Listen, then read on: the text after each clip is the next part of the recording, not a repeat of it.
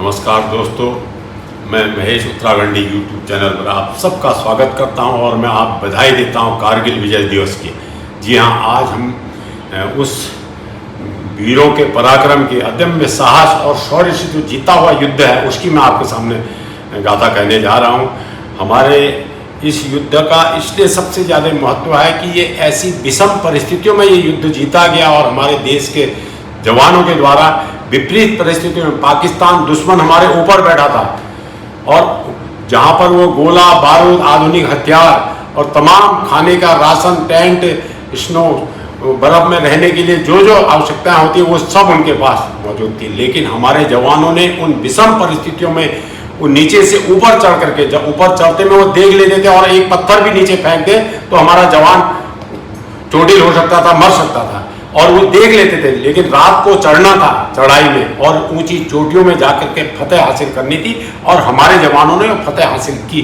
दोस्तों, मैं उन अपने देश के अमीर शहीदों को, जिन्होंने उसमें हमारे 227 जवान शहीद हो गए थे, उनको मैं सैल्यूट करता हूं, नमन करता हूं, प्रणाम करता हूं और पूरे देशवासियों की ओर से उनको श्रद्धासुमन अर्पित करता हूं।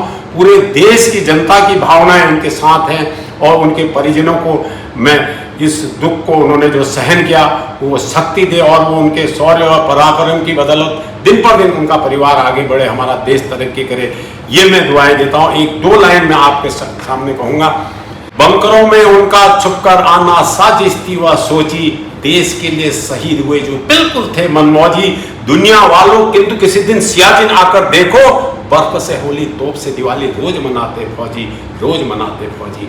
ये हमारे जवानों के लिए जो लड़ते लड़ते शहीद हो गए, लेकिन तिरंगा झंडा टाइगर हिल पे, तोलो लिंग पे, द्रास सेक्टर की तमाम उन पहाड़ियों को जीत कर चले गए और ये अपना नाम पूरी दुनिया में, देश में रोशन कर दे। मैं उन फिर जवानों को नमन करता हूँ। दोस्तों, सबसे पहले बात आती है कि जो हमारे हिमाचल प्रदेश में जन्मे सौरभ कालिया और उनके 5 जवान जो बजरंग पोस्ट पे पेट्रोलिंग कर रहे थे, उनको एक चरवाहे के थ्रू सूचना मिली कि वहाँ पर कोई दुश्मन और संदिग्ध लोग ऊपर पहाड़ियों में हैं, तो वो निकल पड़े। लेकिन उसके बाद वो उनकी जद में आ गए और सौरभ कालिया जी और 5 हमारे जवान उनके गिरफ्त में आ गए। और उसके बाद दोस्तों जो हुआ है वो मानवता को शर्मसार करने वाला जो पाकिस्तान ने कृत्य किया वो शब्दों में बयान नहीं किया जाता। सौरभ कालिया के शरीर के जो जख्म थे वो देख नहीं सकते। जब वो बॉडी 21 दिन बाद, 3 सप्ताह 22 दिन बाद जब उन्होंने दी और 5 हमारे शहीद जवानों की बॉडी दी, पूरे देश को झकझोर करके रख दिया। पूरे देश के आम नागरिक, एक मातृशक्ति नौजवान यूथ कह रहा था, लहू का कतरा पुकार रहा है शहीदों की कुर्बानी को, कसम है तुमको माफ न करना दुश्मन की हैमानी को। साथियों, लहू पुकार रहा था और हमारे जवान चल पड़े। अब कितनी विषम परिस्थितियां थी कि 35 किलो पिट्ठू में लेके जाना, उसमें आर्मेशन भी जाना है और खाने का सामान भी जाना है। और हमारे कैबिनेट डिसीजन होने में हमारे उस समय के जो सेनाध्यक्ष थे पीबी मलिक, वो विदेश में थे। वो कहते हैं कि मैं 3 दिन बाद फिर वहां पहुंचा, लेकिन हमारे जवान कूच कर चुके थे। और मलिक साहब ने अपनी डायरी में लिखा है कि उस समय पाकिस्तान के प्रधानमंत्री जो दोहरा चरित्र निभा रहे थे, एक तरफ हमारे प्रधानमंत्री जी से शांति वार्ता कर रहे थे, दूसरी तरफ कह रहे थे कि ये मेरा इसमें कोई हाथ नहीं, उसका जनरल जो है परवेज मुशर्रफ का हाथ है। लेकिन मलिक साहब ने अपनी डायरी में लिखा है कि परवेज जो नवाज शरीफ है उन्होंने दोहरा चरित्र निभाया। उन्होंने समाज के सामने, देश के सामने, दुनिया के सामने एक गद्दारी की मिसाल, एक पीठ में खंजर भोंकने वाली मिसाल प्रस्तुत की थी। तो उसके बाद जो 22 दिन बाद जो हुआ दोस्तों, उसके बाद हमारी सेना कूच पड़ी। सबसे पहले हमारे राजेश अधिकारी, जिन्होंने 30 मई को आक्रमण किया और उनका एक बंकर तबाह कर दिया, लेकिन वो उनकी गोली के शिकार हो गए और ऐसी जगह पड़ गए जहां से उनको लाना भी मुश्किल था। लेकिन कुछ दिनों बाद उनकी डेड बॉडी मिली रानीबाग में। जब उनका दाह संस्कार हो रहा था, हजारों 50,000 से भी ज्यादा लोग वहां पर थे और मुझे भी उनकी शव यात्रा में जाने का मौका मिला और वो दृश्य मैं आपके सामने प्रस्तुत नहीं कर सकता। मेजर राजेश अधिकारी जी की शादी 1998 में किरण नेगी जी के साथ हुई और जब वो मिशन पे निकल चुके थे तो उसमें उनकी सालगिरह की डेट आ गई थी और उनकी पत्नी ने उनको पत्र भेजा और उसमें शादी की प्रथम सालगिरह की शुभकामनाएं दी। देखिए कुदरत को क्या मंजूर था कि उन्होंने कहा कि मैं फतेह करने के बाद, चोटी फतेह करने के बाद इस पत्र को पढ़ूंगा, लेकिन कुदरत को कुछ और ही मंजूर था और इसी बीच वो शहीद हो गए। लेकिन जब उनका पार्थिव शरीर मिला और उनकी जेब से वो सील बंद लिफाफा मिला, तो कल्पना कीजिए कि हमारे बहादुर जवानों के दिल के जज्बे को कि देशभक्ति के लिए उन्होंने उस पत्र को पढ़कर समय गंवाना उचित नहीं समझा और उन्हें कहा कि मैं चोटी को फतेह करने के बाद इस पत्र को पढ़ूंगा, लेकिन कुदरत को ये मंजूर नहीं था और शहीद हो गए। मैं उनको फिर पुनः प्रणाम करता हूँ। उसके बाद हमारे उत्तराखंड के ही विवेक गुप्ता, उनकी पत्नी मेजर आर्मी में अफसर थी। जब उनकी अंत्येष्टि में वो सलूट मार रही थी तो हमारे पूर्व कप्तान कपिल देव उस समाचार को सुन रहे थे और वो रोते हुए बोले कि हमें पाकिस्तान के साथ अब मैच नहीं खेलना चाहिए। तमाम ऐसी बातें पूरी देश को झकझोर के रख दिया था और हमारे जवानों ने तोलोलिंग, ग्रास सेक्टर की पहाड़ियों में, टाइगर हिल हो या लेह लद्दाख हो या सियाचिन के ग्लेशियर हो, सब में ऊपर चढ़ के दुश्मन को खदेड़ा ही नहीं, उनके 3000 कैजुअल्टियां हुई थी, जबकि हमें भी 227 जवानों को खोना पड़ा। और इसमें सबसे बड़ी गौरव की बात दोस्तों मैं बताना चाहता हूं कि हम उस उत्तराखंड देवभूमि के लोग हैं। हमारे 75 जवान शहीद हुए थे। अगर देश का आप अनुपात निकालेंगे तो 25% से अधिक जवान हमारे शहीद हुए। ये हमारे देवभूमि की एक वीरों की एक कहानी है और ये इतिहास रहा है हमारे उत्तराखंड के जवानों का कि जिन्होंने हर मुसीबत में देश के लिए गोली के सामने, तोपों के सामने सीना तान के खड़े होकर के मुकाबला किया है। और उसमें मैं अभी आपके सामने हमारे 4 जवानों को परमवीर चक्र मिले, जिसमें से 2 आज जीवित हैं। योगेंद्र यादव, जिनको 17 गोलियां लग गई थी और वो जब उनकी मैंने उनका साक्षात्कार मैंने सुना है, मैं उनको सलूट मारता हूं कि उन्होंने कहा कि जब मेरे सारे साथी मारे गए और मैं भी जमीन में पड़ा हूं, उनकी जवान आते हैं और जो आता है वो गोलियां चला के चले जाता है, लेकिन वो कहते हैं कि मैंने अपने को मृत मान करके, जब गोली लगती है जीवित व्यक्ति के हाथ पैर उछलते हैं, मैंने बिल्कुल अपने को पहले से मरा मान लिया। और उसके बाद वो आते हैं, गोली चलाते हैं, आते हैं, फिर एक जवान ने उनके सीने में गोली मार दी। तो कहते ना, जाको राखे साइया मार सके ना कोई, उनके सीने में पर्स रखा हुआ था और उसमें 5-5 के सिक्के थे दोस्तों, उन सिक्कों ने उनको बचा दिया। जब उसका दूसरा जवान जब वहां से आया तो कहते कि मैंने जैसे हाथ उठाने के, मेरा एक हाथ एक साइड से तमाम छलनी हो गया था, उठा नहीं पाया, दूसरे हाथ से मैंने ग्रेनेड उठाया और उस पर जब फेंका तो उसका सिर उड़ गया और उसी एक हाथ से उसकी राइफल लेकर के उसके 2 जवान और मार दिए। तब उनके जो आगे 4-5 बचे हुए जवान थे, उनको लगा कि इनकी दूसरी कंपनी यहां पर आ गई है, तो उसके बाद वो भाग खड़े हुए। तब वो कहते हैं योगेंद्र यादव कि मैंने अपने हाथ को उठाने की कोशिश करी, वो हाथ उठा नहीं मुझसे, तो मैंने उस हाथ को उठा करके अपनी बेल्ट में डाल दिया और एक हाथ से मैं 17 गोलियां, एक ही गोली चाहे पैर में लगी हो उसका दर्द आप कल्पना कीजिए। 17 गोली जिस जवान को लगी, लेकिन उसने कहा, एक आध्यात्मिक शक्ति उसके अंदर आई, उसने कहा मैं तो आत्मा तो जीवित है और इस शरीर का क्या करना, लेकिन मुझे अगली पोस्ट में जाके बताना है कि दुश्मन के इरादे उस पोस्ट को तबाह करने का है। उनको ये भी पता नहीं था कि मैं इस पहाड़ी की तरफ जाऊँ, इस तरफ की जाऊँ, इधर पाकिस्तान, लेकिन अंतरात्मा से एक आवाज आई, नहीं आप इधर इस नाले में जाइए। तो एक हाथ से लुढ़कते पड़कते 17 गोली खाने के बाद वो जवान पोस्ट पर पहुंचा। जब उनके मेजर ने, उनके कप्तान ने पूछा कि वहां पर किस चीज की जरूरत है, तो बोला क्या पता है, उन्होंने एक पार्ले जी बिस्कुट का पैकेट निकाला। बोले सर 3 दिन हो गए भी ये खत्म नहीं हुआ है, तो खाने से ज्यादा हमें आर्मेशन की ज्यादा जरूरत है, आप हमें आर्मेशन भेजिए वहां पर। और ऐसा कह के वो बेहोश हो गए। उसके बाद कुछ दिनों बाद उन्होंने अपने को अस्पताल में पाया, लेकिन ऊपर वाले की मर्जी देखिए, वो बिल्कुल उतनी गोलियों के बाद भी आज भी फिट है और उन्होंने सेवा समाप्त करने के बाद सूबेदार मेजर वो रिटायर हुए हैं, इसीलिए मैं उनका साक्षात्कार सुन पाया हूँ। दूसरे हमारे परमवीर विजेता जो आज भी जीवित हैं, संजय कुमार जी हैं, जो पहले टैक्सी चलाते थे, लेकिन सेना में जाने का जज्बा उनका और सेना में सेवा करने का जज्बा देखिए कि उन्होंने 2 बार या 3 बार वो रिजेक्ट हुए, लेकिन उसके बाद भी उन्होंने हौसला नहीं छोड़ा और सेना में भर्ती हुए। उन्होंने भी सेना में जाकर के उन बंकरों में जाकर के ऐसी स्थिति में वो कहते हैं कि मैं अगर खड़ा हो जाऊं तो बंदूक मेरे हाथ आ जाए।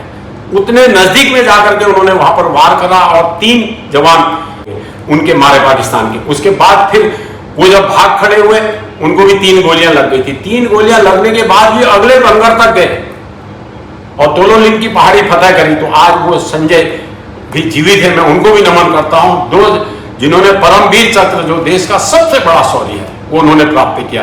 तो मैं ऐसे जवानों को सही नमन करता हूं। हमारे परमवीर चक्र विजेता मनोज पांडे जी, जिन्होंने साक्षात्कार के वक्त कहा था कि उनसे पूछा गया कि आप सेना में क्यों भर्ती होना चाहते हैं, उन्होंने कहा मुझे परमवीर चक्र जीतना है। और उनके पिताजी जानते हैं चाय की दुकान चलाते थे, बहुत गरीब परिवार थे, लेकिन सेना में जाने का, जाकर देश सेवा का जज्बा, जो सीने में छाती में गोली खाने का जज्बा रखते हैं, वो मनोज पांडे जी थे। उन्होंने वहां पर 3 बंकर उनके तबाह किए, लेकिन उनको मरणोपरांत परमवीर चक्र प्राप्त हुआ। मैं उनको नमन करता हूं, सलूट मारता हूं। उसके बाद कैप्टन बत्रा, उसमें एक कहावत फेमस हो गई थी कि मन दिल मांगे मोर। जब उन्होंने 3 बंकर तबाह कर दिए और तमाम उनके सैनिकों को मार गिराया, उसके बाद तोलोलिंग में जब फतेह हासिल कर ली थी, उसके बाद वो बोले आप क्या चाहते हैं, क्या चाहते हैं? बोले दिल मांगे मोर। ये एक जुमला पूरा फेमस हो गया था, लेकिन उनका एक साथी दुश्मन की गिरफ्त में आ गया और कमांडर ने मना किया आप आगे मत बढ़िए। बोले नहीं, वो अपने दोस्त को, शायद उनका नाम समथिंग सुरेश था, उनको बचाने के लिए कूद पड़े और उनके सिर में गोली लग गई और शहीद हो गया। आज उनको मरणोपरांत परमवीर चक्र मिला। तो ये हमारे 4, जिनमें 2 जीवित हैं और जो 2 शहीद हो गए, मैं उनको नमन करता हूँ, प्रणाम करता हूँ। हमारे जवान शहीद हुए, उनके लिए 2 लाइन कहना चाहूँगा। देश की सेवा करते हैं, दुश्मन को भगाते हैं। देश की सेवा करते हैं, दुश्मन को भगाते हैं। रात को जब हम सोते हैं, सीमा पर वो जगते हैं। घर पर जब हम सोते हैं, सीमा पर वो जगते हैं। नदियां वहीं रुक जाती हैं, पर्वत भी झुक जाते हैं। नदियां वहीं रुक जाती हैं, पर्वत भी झुक जाते हैं। शहीद को जब घर लाते हैं, देवता भी शर्माते हैं। शहीद को जब घर लाते हैं, देवता भी शर्माते हैं। जय हिंद। जो जीवित हैं अभी, जिन्होंने महावीर चक्र विजेता हैं दिगेंद्र कुमार, जो राजस्थान से, उनकी एक मैं बहादुरी की मिसाल आपको देना चाहूँगा। उन्होंने जब उनके 5 गोलियां लग गई थी और उनके सामने से उनका कप्तान, कैप्टन समथिंग अनवर आया, तो उनकी गोलियां खत्म हो चुकी थी। 5 गोलियां खाने के बाद उन्हें अपने खंजर से उनके कैप्टन का गर्दन काट के हवा में उठा दी थी। ये काफ़ी चर्चाओं में ये बात आई थी। और उनके छाती में गोलियां लगी थी, पैर में गोलियां लगी थी। आज उन्होंने, हालांकि वो 30 साल की उम्र में उनको रिटायर घोषित कर दिया था क्योंकि अनफिट हो गए थे। और उसके बाद उन्होंने तोलोलिंग पहाड़ी पे फतह हासिल की थी। सबसे पहले हमने तोलोलिंग पे ही फतह हासिल की। उसके बाद हमें जब चोटी पे एक हमारा अड्डा बन गया, वहाँ पर उनके लगभग 32 बंकर थे, वो सारे तबाह करके उनको भगा दिया था। उसके बाद हमें आर्मेशन लाने के लिए, और हमारी एयरफोर्स भी सक्रिय हो गई थी, और उसमें हमें बोफोर्स तोप, उसकी भी परमिशन नहीं थी। ये भी हमारे बीबी मलिक साहब ने अपनी पुस्तक में लिखा है कि बोफोर्स तोप की परमिशन नहीं थी, उसके हमें स्पेयर पार्ट हमारे पास नहीं थे। उन्होंने प्रधानमंत्री जी से, उसमें हमारे प्रधानमंत्री स्वर्गीय अटल बिहारी वाजपेयी जी थे, उनसे निवेदन किया, तो वाजपेयी जी ने तुरंत वो रोक हटाई और उसके स्पेयर और उसके आर्मेशन जो जहाँ से उपयुक्त था मंगाना था वो मंगाया, और बोफोर्स तोप उसमें सबसे कारगर साबित हुई। और उसके बाद हमारी आगे की राह आसान होते चले गई। हमने टाइगर हिल पर झंडा फैलाया। उसके बाद पहाड़ की हमारी जो कारगिल की जितनी पहाड़ियाँ आती थी, सब में हमारे सेवाओं को आगे बढ़ने के लिए हौसला मिला, और राशन पानी आर्मेशन उनको मुहैया होते चले गया। तो सबसे पहले जो झंडा फहराया था वो तोलोलिंग में फहराया था, और 14 जून को तो हमारे प्रधानमंत्री जी भी, अटल बिहारी वाजपेयी जी, और हमारे जो सेनाध्यक्ष हैं उनके साथ कारगिल पहुंचे थे, और जहां उनका हेलीपैड था, हालांकि सुरक्षित जगह था, तो दुश्मन ने अपनी कायरता दिखाते हुए उसके अगल बगल प्रधानमंत्री जहां खड़े थे वहां भी गोलियां दागी, वहां भी तोपों से गोलियां फेंके, लेकिन वो सुरक्षित जगह पे थे और हमारे प्रधानमंत्री जी मुस्कुरा करके उसका देख रहे थे और अपने जवानों का हौसला बढ़ा रहे थे। उसके बाद बात आती है हमारे कैप्टन अनुज अय्यर, उन्होंने 3 बंकर तबाह किए थे और उनको भी महावीर चक्र मिला, लेकिन उन्होंने लड़ाई के लिए आगे बढ़े तो उन्होंने अपने कमांडर को, अपने कर्नल को सगाई की, उनकी सगाई हो चुकी थी, शादी होनी थी, वो सगाई की अंगूठी उतार के उनको दे गए और बोले कि ये अंगूठी अगर मैं नहीं आ पाया तो दुश्मन के हाथ नहीं लगने चाहिए। देखिए क्या जज्बा था उन जवानों का, मैं उनको सलूट करता हूँ, नमन करता हूँ दोस्तों। ये कोई, उसके बाद हमारे उसमें 10 ग्रेडियर के बलवान सिंह भी शहीद हुए, उनको महावीर चक्र मिला, और तमाम, ऐसा नहीं कि जिनके मैं नाम ले रहा हूँ, जिन मैं अब उतने नाम नहीं ले सकते, हमारे पहाड़ से ही, उत्तराखंड से ही 75 जवान शहीद हुए और एक से एक उनकी बहादुरी के मिसालें हैं, किस्से हैं। हमारे जितने हमारे अधिकतर जवान हैं उनके पूर्वज भी सेना में रह चुके थे। तो जो लोग देशभक्ति का जज्बा रखते हैं, उनके पिताजी फौजी थे तो बेटे भी फौजी हैं और शहीद भी हो गए, उनके अपने आने वाली पीढ़ी भी देश सेवा के लिए आगे बढ़ती है। मैं उनको, उनके जज्बे को सलाम करता हूँ। कारगिल युद्ध का विजय कोई मामूली विजय नहीं थी, क्योंकि विषम परिस्थितियों में जीते जाना वाला युद्ध था। हम नीचे थे, दुश्मन ऊपर बैठा हुआ था, और पाकिस्तान को उसके बाद अब तो वह ये सपना भी नहीं देखेंगे इधर को झांकने की, क्योंकि एक बार उन्होंने गद्दारी करके, उन्होंने हमारे शिमले समझौते का उल्लंघन करके, वो हमारे जब सेना जाड़ों में नीचे आ जाती है, वहाँ पर 30 डिग्री 36 डिग्री माइनस तापमान जाता है, 40 डिग्री तापमान जाता है, लेकिन वो वहाँ ऐसी स्थिति में वहाँ बैठ गए। जब बाद में जब गर्मी आती है, हमारे जवान जब पहाड़ को कूच करते थे तो उसमें सबसे सौरभ कालिया और उनकी टीम को सबसे पहले शहीद होना पड़ा। और उसके बाद जो संदेश आए और उसके बाद जो हमारी सेना ने जिस तरीके से विषम परिस्थितियों में उन्होंने वो युद्ध जीता, वो एक अद्भुत मिसाल है। उसका कोई दूसरी तुलना किसी युद्ध से की नहीं जा सकती, वो चाहे कितने ही बड़े युद्ध हुए। तो मैं उन सभी हमारे जवान जो आज जीवित हैं उनको नमन करता हूँ, उनके जज्बे को नमन करता हूँ, जो हमारे शहीद हो गए उनको नमन करता हूँ, प्रणाम करता हूँ दोस्तों। जय हिंद, धन्यवाद, नमस्कार।